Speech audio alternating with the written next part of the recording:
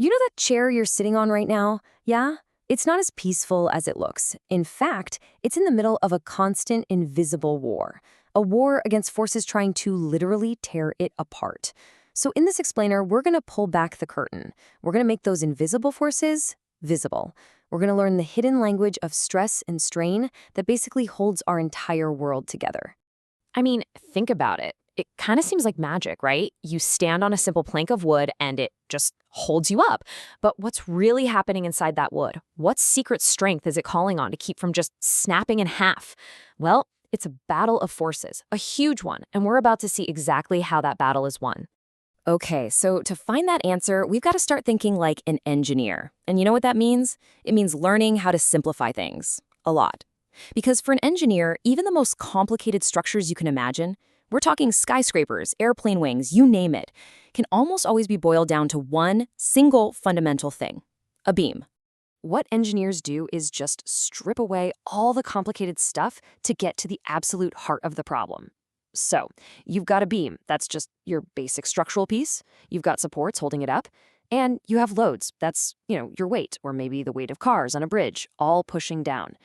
This super simple diagram, believe it or not, it's the key to understanding, well, pretty much everything. So before we can go digging for the forces that are hiding inside the material, we've got to take care of the obvious stuff first. We have to account for all the forces we can actually see on the outside. The weight pushing down and that super important push up from the supports. Think of these external forces as our first set of clues in this whole detective story. All right, so you've got all these forces pushing and pulling from every direction imaginable. So how on earth does anything manage to stay standing?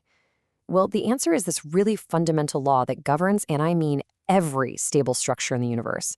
It's a perfect balancing act called static equilibrium. I want you to picture it like a cosmic game of tug-of-war, but where every team is perfectly matched. See, for any structure to be stable, every single force has to have an equal and opposite reaction. Every push down gets met with an equal push up. Every twist to the left is completely canceled out by a twist to the right. If it all adds up to 0, the structure stands. If it doesn't, well, it falls. It's as simple as that. So here's the engineer's playbook, their step-by-step guide. First, they identify every single external force acting on that object. Then, they use some pretty simple equations to prove it's all in perfect balance. Once the math checks out and they see everything cancels out to 0, they know the structure is stable, at least from the outside looking in. But wait a second. This is where things get really interesting. If all the forces on the outside are in perfect balance, what's to stop the beam from just snapping right in the middle? The answer to that mystery is hidden from sight, deep inside the material itself. All right, now we're going inside the beam. We are about to uncover the two most important invisible forces in all of engineering: shear force and bending moment. Trust me, these are the internal heroes, the ones doing all the heavy lifting. Just think about it for a second. If you're pushing down on the middle of a plank and the supports are pushing up at the ends, everything on the outside is totally balanced, right? So, what force is rising up from inside the wood itself to keep the whole thing from failing? What's going on in there? So, to figure this out, engineers use this really clever thought experiment. They just imagine making a clean virtual slice right through the beam, anywhere they want. And by calculating the forces it would take to hold that newly cut section together, they can finally reveal the hidden stresses inside. And when they do this, two crucial forces pop out. First up, you have shear. Okay, imagine you're trying to cut a carrot. That sharp slicing action, that's shear force. It's the internal force that stops one part of the beam from sliding vertically past another. The second one is the bending moment. Now, this is the force that resists snapping. You know when you try to break a pencil over your knee, that powerful internal resistance you feel right before it snaps? Yep, that's the bending moment, live in action. And here's the really important part to get. The amount of shear and bending, it's not the same everywhere, not at all. These forces change, like, dramatically all along the beam. And finding that one exact spot where they're at their absolute peak, that is the whole secret to designing something that just won't break. So, how do you find those hidden danger zones? I mean, you can't just guess, right? No way. Engineers need a method, a way to actually see the invisible. What they need is a map. a map of the internal stress. So instead of just calculating the force at one or two spots, what they do is create a graph, a chart that actually plots the force along the entire length of the beam. And this gives them this amazing visual blueprint, a stress map that shows them exactly where that structure is at its most vulnerable. Okay, let's really break this down, because this is where it all clicks into place. On the left, you see a beam with a load spread evenly across it, kind of like heavy snow on a flat roof. Now, the diagrams on the right, those are its stress maps. The horizontal line is just the length of the beam. So look at the top map. That shows the shear force. You see how that slicing force is way up high at the supports on the ends, but then it drops to literally zero right in the dead center? Okay, but now look at the bottom map, the bending moment.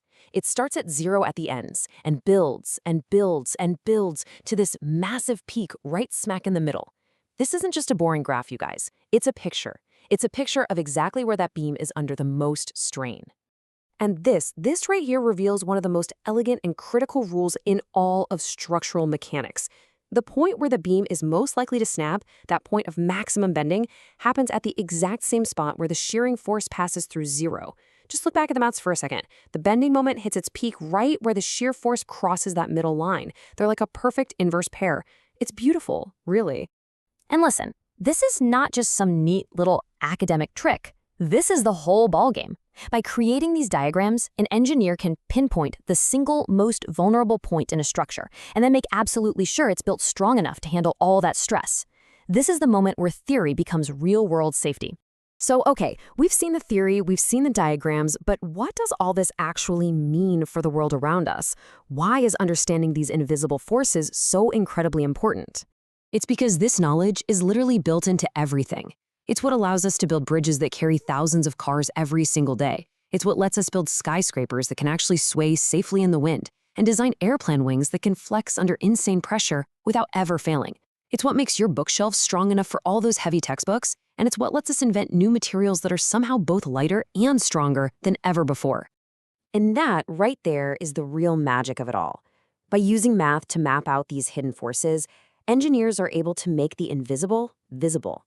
They can spot a potential failure long before it ever has a chance to happen.